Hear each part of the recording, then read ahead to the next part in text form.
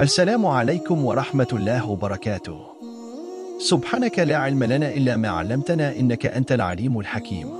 Rabbi ishrah li sadri wa yassir li amri wahlul 'uqdatan min lisani yafqahu qawli. Saudaraku Yafidz Channel yang dirahmati Allah. Ketika datangnya hari kiamat, alam semesta akan Allah hancurkan. Allah membuka seluruh pintu langit, dan semua malaikat akan keluar dari langit-langit itu karena langit akan digulung seperti kita menggulung sebuah kertas. Maka ketika benar-benar terjadi kiamat, Allah wafatkan seluruh malaikat, Allah musnahkan semua jin, dan Allah wafatkan semua manusia tanpa terkecuali, melainkan yang Allah izinkan untuk tidak dihancurkan. Seperti arasi, seperti kursi, seperti lauhul mahfudz, seperti ruh, seperti tulang ekor manusia. Selain itu, Allah musnahkan semuanya. Dalam satu hadis dari Abu Hurairah, beliau mengatakan, Arba'al, 40. Tanpa menyebut 40 tahun, 40 bulan, 40 hari. Intinya 40 kata Abu Hurairah. Antara tiupan sangkakala pertama, maka hancur semua alam semesta. Maka hal inilah yang disebut dengan kiamat kubro. Para malaikat juga sudah diwafatkan. Malaikat Jibril, Mikail, Israfil, bahkan semua malaikat juga sudah mati. Sudah tidak ada lagi makhluk di muka bumi ini. Bumi sudah hancur, seluruh alam semesta sudah hancur. Apa yang terjadi?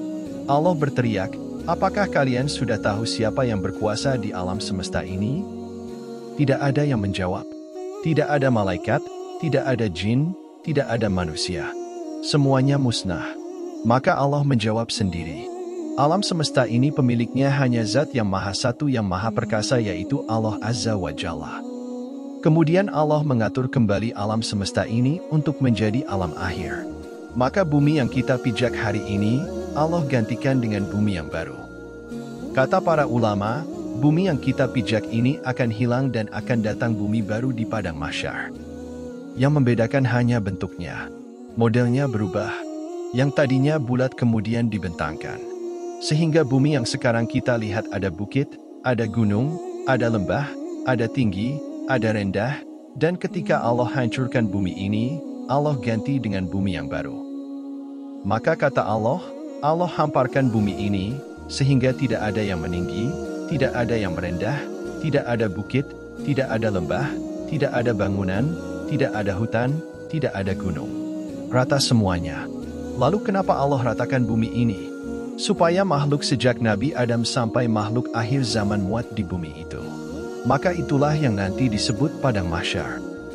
Maka kemudian Allah bangkitkan malaikat Israfil dan diperintahlah dia untuk meniupkan sangkakalanya yang kedua kali. Ketika malaikat Israfil bangkit, kemudian meniupkan sangkakala kedua kalinya, maka terjadilah hari di mana manusia dibangkitkan kemudian dikumpulkan. Maka setelah itu, Allah katakan, beban-beban bumi, maksudnya adalah bangkai-bangkai manusia itu semua terangkat kembali dari mana tulang ekor manusia. Karena tulang ekor manusia tidak dihancurkan pada hari kiamat. Ketika Allah perintahkan Israfil untuk meniup sangkakala yang kedua, dari tulang ekor setiap manusia itulah tercipta manusia kembali. Bayangkan, dari zaman Nabi Adam sampai yang terakhir mati, jasad itu bergelimpangan di padang mahsyar. Artinya semua manusia Allah kumpulkan dalam satu tempat yang disebut padang mahsyar.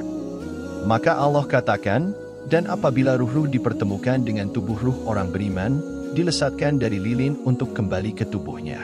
Kemudian ruhnya orang-orang kafir dilesatkan dari lilin itu, kemudian masuk ke jasad-jasad mereka tanpa tertukar jasadnya. Disitulah manusia dibangkitkan. Ketika manusia dibangkitkan, orang-orang kafir ini digambarkan dalam surah Yasin, duhai celakalah kami, siapa yang membangunkan kami dari tidur-tidur kami ini. Maka mereka digambarkan seperti laron. Pada hari itu, manusia seperti laron yang berterbangan. Laron ini kalau ada lampu maka dia akan mengejar lampu. Dan mereka terbangnya tidak ada aturan sehingga karena tidak ada aturan, keterjangkauannya nabrak sana nabrak sini besoknya berhamburan. Sayapnya entah kemana-mana. Begitulah kondisi manusia pada hari kiamat. Orang-orang kafir lari ke barat dan ke timur. Lari lagi selatan ke utara. Mereka tidak ada tujuan seperti laron.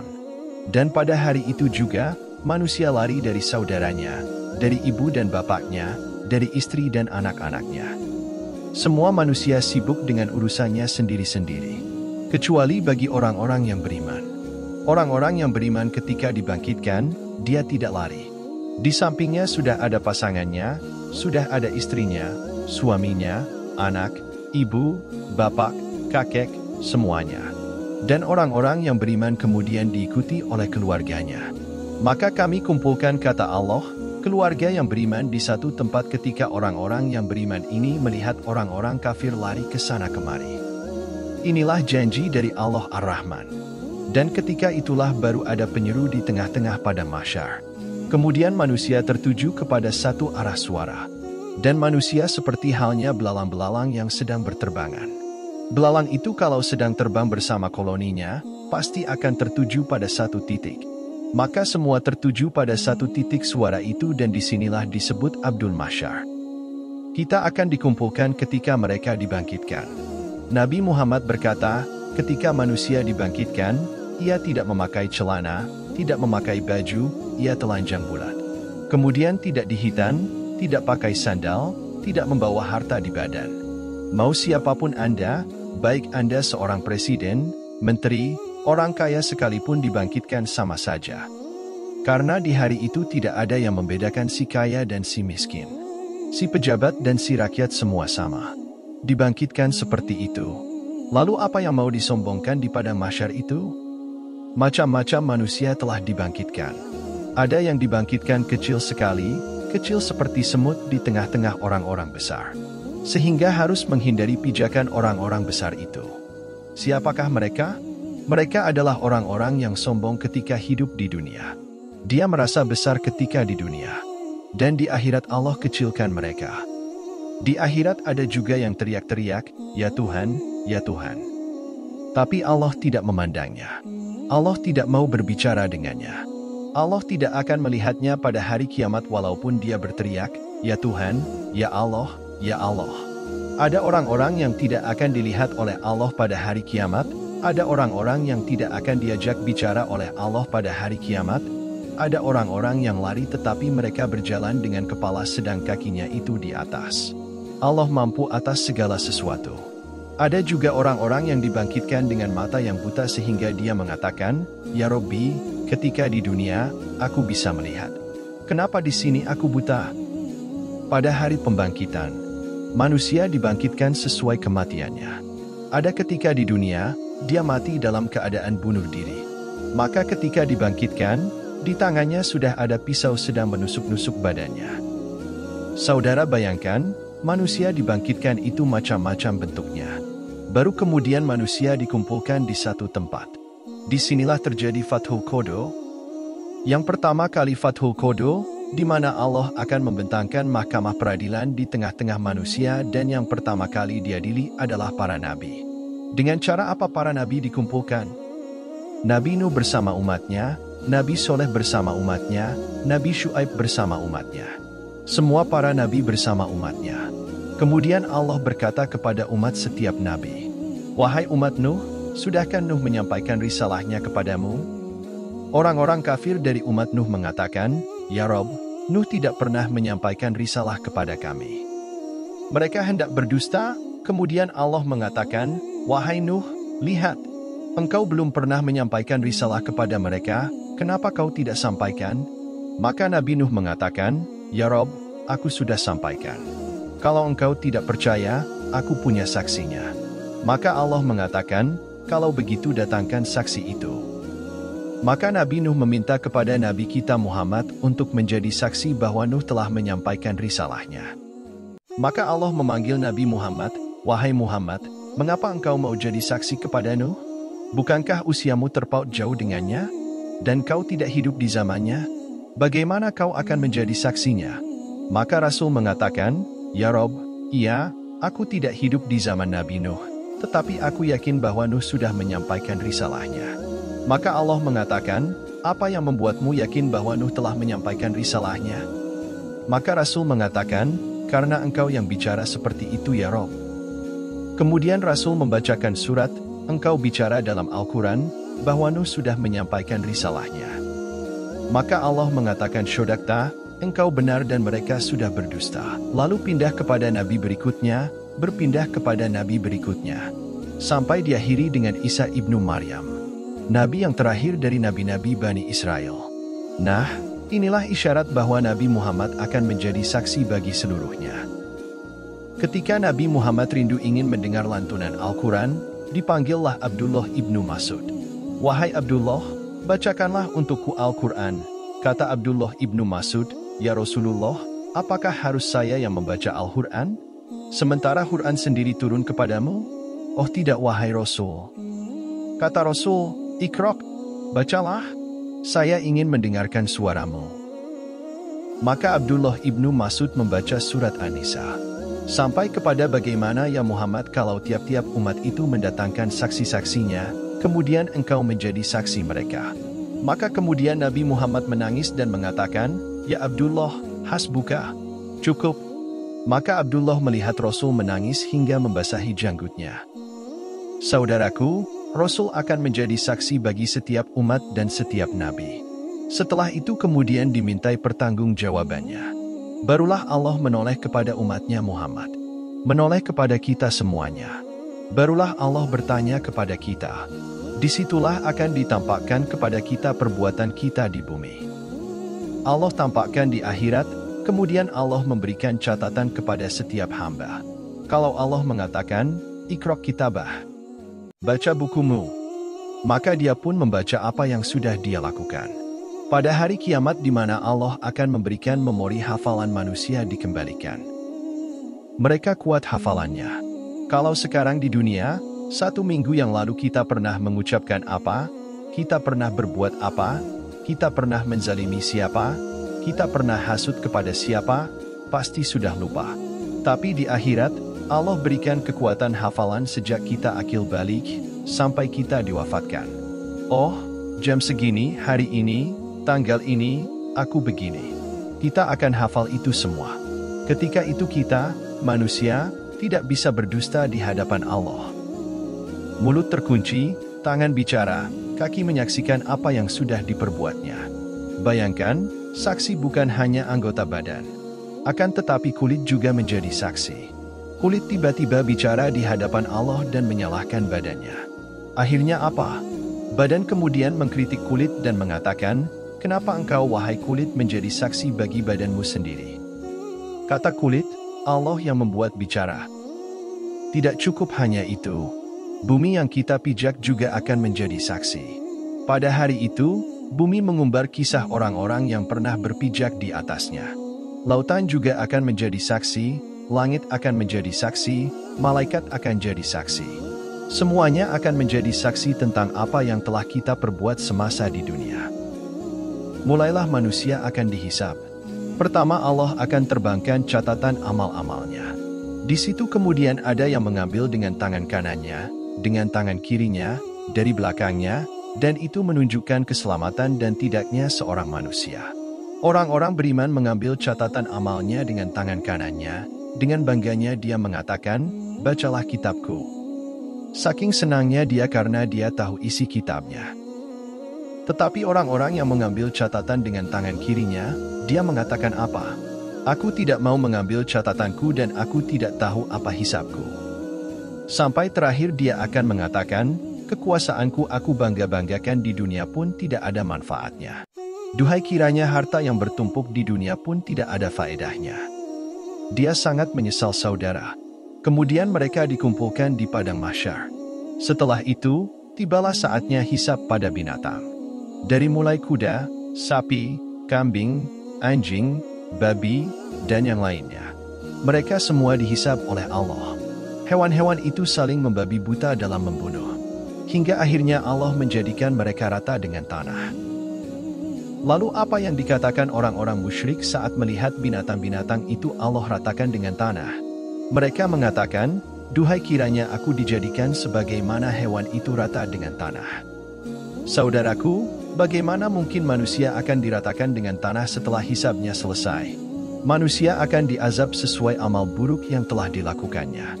Manusia nanti akan dikumpulkan dalam satu tempat yaitu padang mahsyar selama 50.000 tahun dalam kondisi berdiri, tidak ada yang duduk atau berbaring.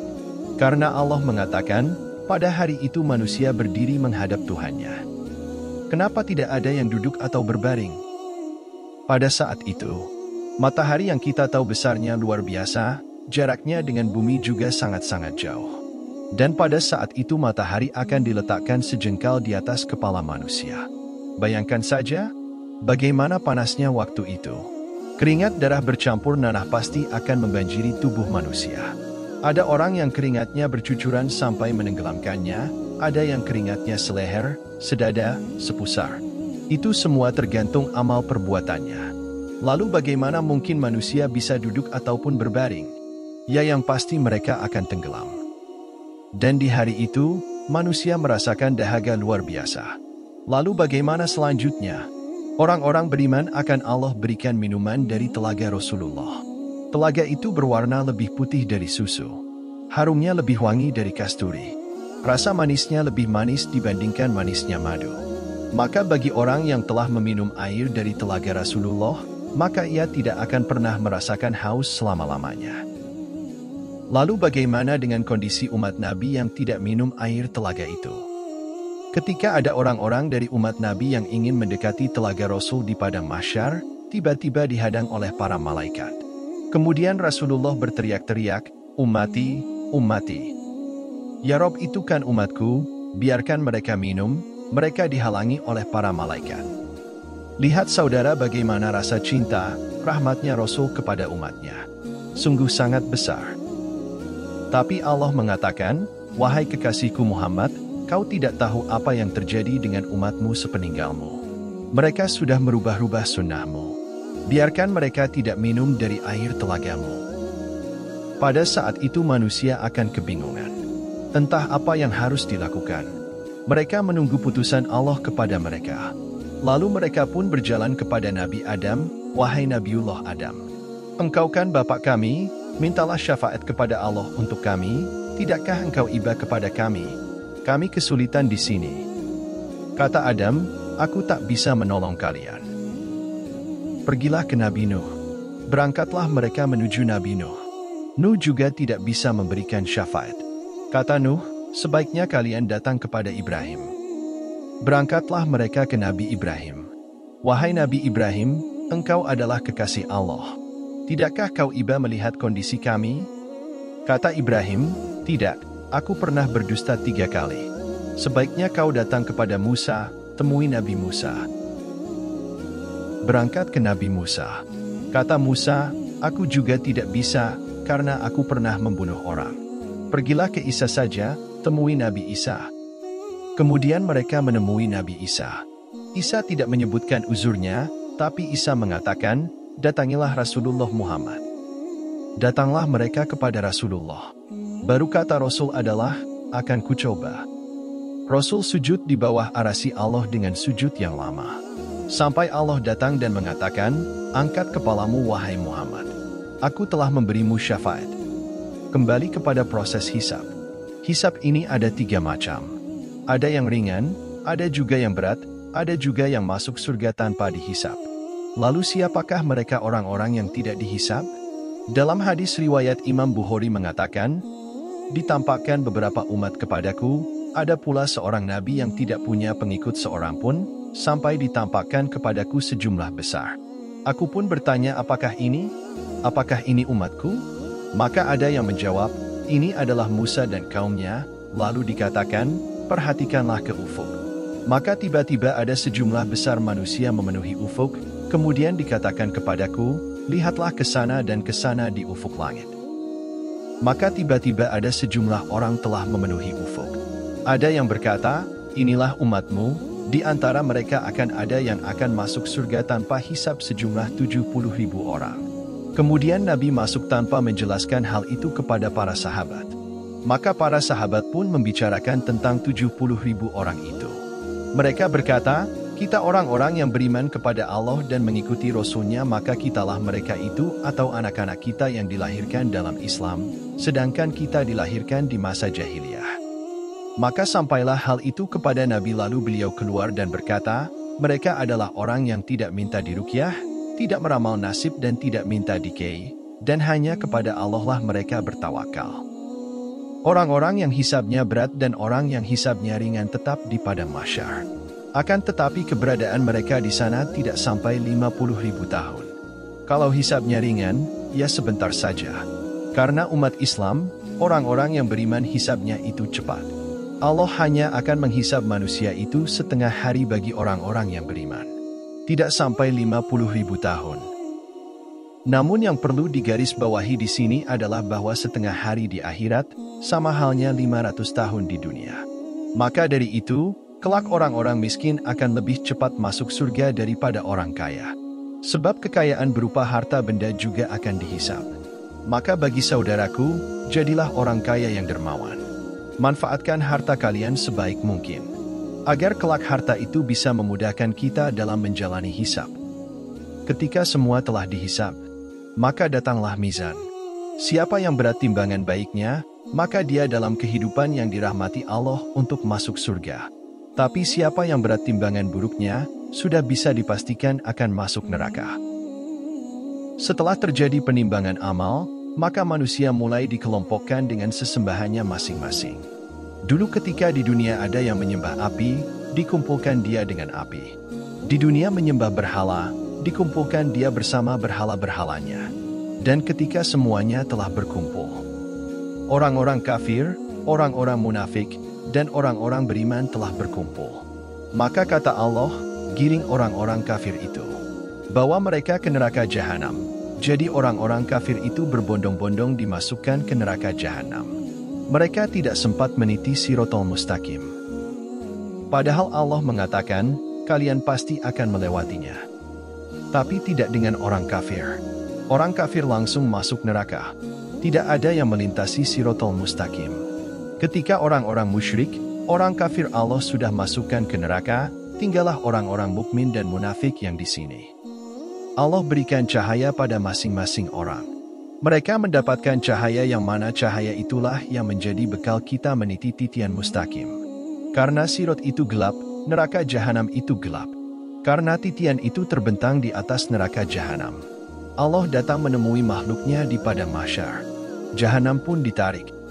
Ia memiliki 70.000 tali. Satu tali kekang ditarik 70.000 malaikat besar. Kemudian jahanam dihadapkan ke hadapan manusia.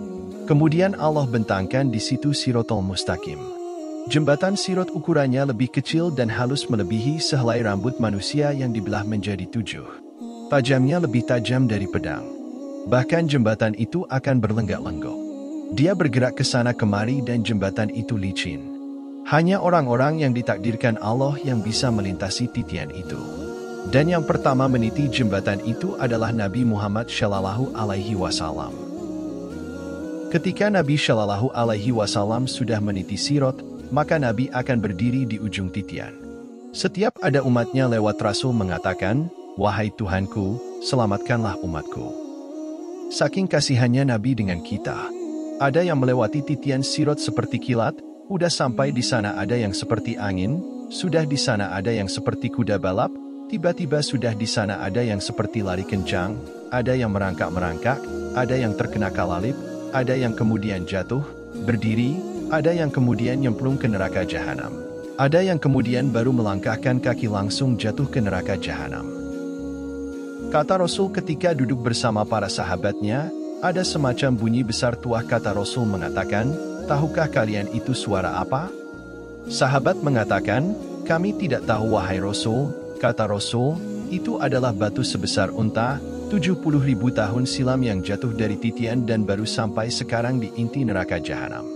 Artinya kalau orang jatuh dari titian sampai neraka jahanam itu 70.000 tahun baru sampai di dasar jahanam.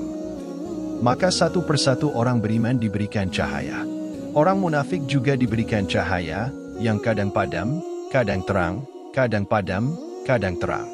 Ketika berjalan, mereka mengatakan, "Hai orang beriman, tunggu dulu, aku ikut cahayamu." Kata orang beriman, "Ambil lagi saja cahayamu yang di belakang." Memang, di dunia, orang-orang munafik dengan mudah bisa menipu orang-orang beriman. Akan tetapi di titian Siratul Mustaqim, orang yang beriman tidak mungkin tertipu lagi. Sampailah mereka di sebuah tempat, namanya Kontoroh. Kontoroh itu depannya pintu surga. Apa sampai di sini keletihan orang-orang yang beriman? Tidak. Di sini ada kisah.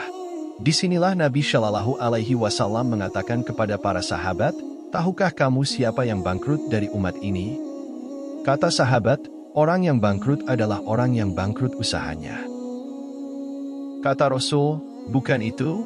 Orang yang bangkrut adalah orang yang datang pada hari kiamat membawa pahala sholat, pahala zakat, pahala sedekah, pahala puasa, pahala ini dan itu. Tapi di satu sisi dia pernah menzalimi saudaranya. Mengambil harta saudaranya, mencaci saudaranya, memusuhi saudaranya, menumpahkan darah saudaranya, merendahkan saudaranya. Akhirnya Kontoroh ini terjadilah kisas. Semua ini agar dalam hati masing-masing manusia tidak ada lagi rasa dongkol dengan saudaranya. Sehingga menjadi bersaudara dalam surga. Karena orang-orang penduduk surga itu satu hati, kalau kita kan berhati-hati. Ada yang dengki, ada yang marah, ada yang hasut. Supaya tidak ada itu semua, maka terjadilah kisas. Mereka saling berseteru, dulu kau sudah memukulku, sini mana pahalamu? Diambil pahalanya. Ketika kemudian dia sudah tidak memiliki cukup pahala karena sudah dilimpahkan pada banyak orang karena sering zalim waktu di dunia. Karena sudah banyak dizolimi dia mengatakan mana pahalamu? Maka dia mengatakan, aku tidak punya pahala lagi, sudah habis. Kalau sudah habis kebaikannya maka akan dilemparkan dosanya kepada dia padahal sudah dikontoroh. Sedikit lagi masuk surga. Tetapi dilempar lagi ke belakang, ke neraka. Setelah masa kisah selesai, maka manusia berjubel di pintu surga. Mereka berdesak-desakan di pintu surga. Padahal mereka sudah divonis masuk surga dan tidak mungkin masuk neraka. Pintu surga saat itu masih tertutup semua. Para nabi berusaha membukanya. Akan tetapi tidak bisa, tidak diizinkan malaikat Ridwan. Tiba-tiba di tengah manusia yang sudah divonis masuk surga itu, muncullah seorang laki-laki Sayyidul Anbiya wal Mursalin Muhammad Shallallahu Alaihi Wasallam, Nabi kita, Rasul kita Muhammad Shallallahu Alaihi Wasallam. Beliau mendekati pintu surga dan membuka pintu surga dengan mengetuknya, Assalamualaikum, maka Ridwan mengatakan, Waalaikumsalam.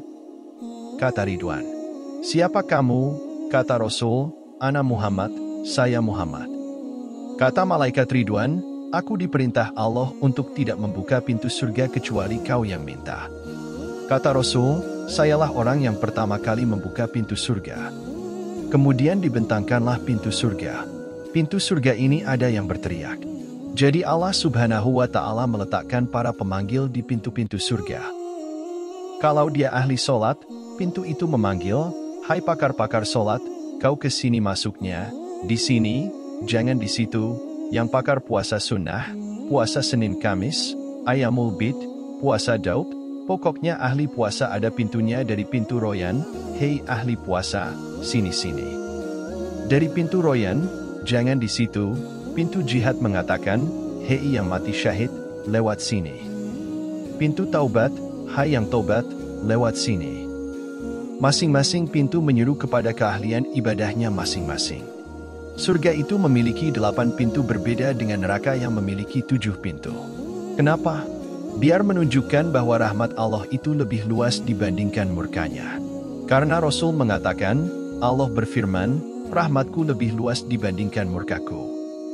Teman-temanku seiman, kelak, ada orang yang berdiri di pintu surga, dia berdiri, dia tidak mau masuk surga. Kata Allah, masuk ke dalam surga dengan rahmatku. Orang ini mengatakan, Ya Rob, tidak. Saya tidak mau masuk surga dengan rahmat-Mu ya Rab. Kalau masuk surga dengan rahmat-Mu, itu bagi orang yang melakukan dosa kemudian bertobat. Kau kasih sayangi dia, akhirnya kau katakan masuk surga dengan rahmat-Mu. Aku ini tidak pernah berbuat dosa selama di dunia. Aku ini masuk surga dengan amalanku. Wah, dia merasa bangga dengan amalannya. Karena aku tidak pernah berbuat dosa, masukkan aku dengan amalanku. Katanya, baik, kata Allah, hitung amalanmu berapa, dihitung amalannya. Rupanya dihitung amalannya tidak sebanding dengan satu nikmat yang Allah berikan. Karena takut dia tidak bisa masuk surga dengan amalannya, maka ia mengatakan, "Kalau begitu ya Rob, masukkan aku ke dalam surga dengan rahmat-Mu." Ya, karena masuk surga itu karena rahmat Allah, bukan karena amal seseorang. Saudaraku Yafidz Channel yang dirahmati Allah. Kemudian, penduduk surga masuk ke dalam surga. Lalu malaikat surga mengatakan, "Keselamatan bagi kalian wahai penduduk surga." Allah pun mengucapkan salam kepada orang-orang tertentu saja yang mendapatkan salam di dunia itu seperti Khadijah istri Nabi. Kata Nabi Shallallahu Alaihi Wasallam, "Rabbmu dan Jibril menitipkan salam kepadamu wahai Khadijah." Tidak semua dapat salam dari Allah dan malaikat Jibril.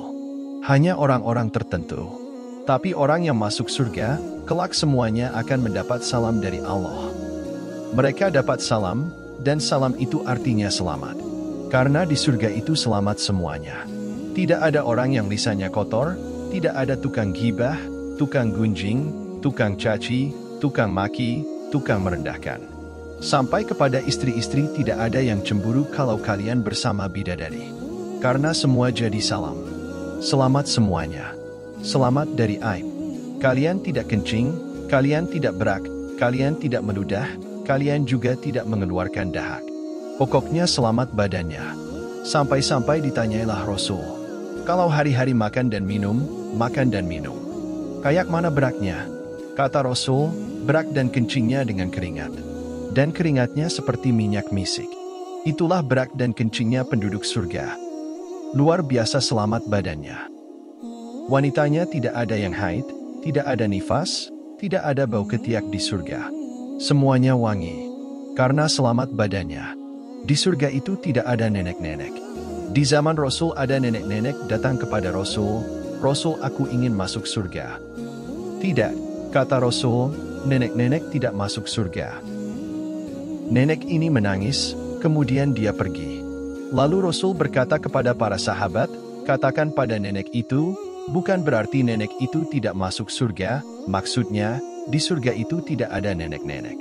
Dalam ayatnya dijelaskan kata Allah, "Kami jadikan nenek-nenek menjadi gadis-gadis usianya 33-34. Semua sebaya, sama usianya seperti itu." Dan surga itu teman-teman, nikmatnya bertambah dan bertambah. Setiap Jumat, kalau di bumi, kalau di surga namanya Yaumul Masjid. Hari tambahan nikmat. Semua penduduk surga ke pasar, yang laki-lakinya itu berjumpa dengan kawan-kawannya di pasar itu, kemudian ngobrol cerita pengalaman masing-masing di dunia. Kita bicarakan semua itu. Akan teringat dengan kehidupan dunia. Obrolan kita, bercandaan kita, semua akan dibicarakan di pasar surga itu. Di pasar surga itu tidak ada jual beli. Hanya untuk berjumpa dengan kawannya. Ngobrol, minum, makan, di situ enak-enak. Kemudian sebelum pulang, tiba-tiba Allah Subhanahu wa Ta'ala hempaskan angin membawa debu. Kemudian mengenai jasad-jasad yang ada di pasar surga itu. Maka dia akan bertambah gantengnya, bertambah sehatnya, bertambah kekarnya, bertambah indah pokoknya. Ketika pulang, istrinya tidak mengenali suaminya. "Wahai suamiku, kenapa engkau makin tampan, makin ganteng?" Kata suaminya, "Kau juga istriku, kenapa makin cantik?" katanya. Jadi setiap minggu, kenikmatan itu bertambah, bertambah. Makin ganteng, makin ganteng. Dan di surga, makanan hari ini kalau dimakan besok, justru akan jauh lebih nikmat lagi. Kalau lusa, lebih nikmat lagi. Besoknya lagi, semakin tambah nikmat. Itulah di surga. Di surga itu makin hari makin nikmat, makin hari makin ganteng, makin hari makin cantik. Saudaraku Yafidz Channel yang dirahmati Allah. Kata Allah, "Aku sediakan bagi hamba-hambaku yang soleh surga yang tidak pernah dilihat oleh mata, tidak pernah didengar oleh telinga, dan tidak pernah terbesit dalam hati manusia macam mana cara menggambarkannya." Jadi hanya kemiripan nama saja di surga, ada pisang di dunia, tapi pisang di surga beda rasanya. Di surga ada madu, di dunia ada madu. Di surga ada homer, di dunia juga ada homer. Homer di dunia ini paling rendah sakit kepala, orang yang minum paling tinggi teler, tidur, mabok. Tapi homer di surga itu sangatlah lezat. Itulah ringkasan perjalanan manusia dari kehancuran alam semesta kemudian di padang mahsyar, kemudian di titian Sirat, sampai masuk ke dalam surga dan neraka. Tentu yang saya ceritakan ini teman-teman, adalah bagian kecil. Hanya gambaran, karena sehebat apapun orang menggambarkan surga, menceritakan surga, surga menyelisihi gambarannya. Karena surga tidak bisa dibayangkan.